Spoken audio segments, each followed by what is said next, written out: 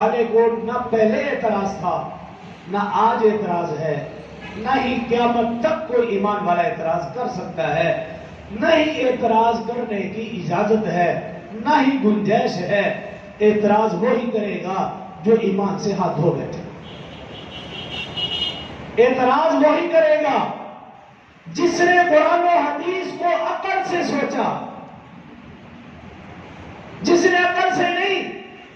قرآن کی سب سے پہلی آیت مبارکہ الذین یؤمنون بالغیب، اللہ فرماتے تم میں سے مومن وہی ہے جو غیب پر ایمان لائے، سمجھ آئے یا نہ آئے، نظر آئے یا نہ آئے، اللہ نے جو فرما دیا، رسول اللہ صلی اللہ علیہ وسلم نے جو فرما دیا، بس وہی بات ہمارے لیے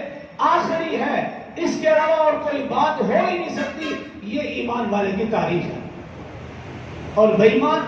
اس کو عقل سے سوچتا ہے۔ اور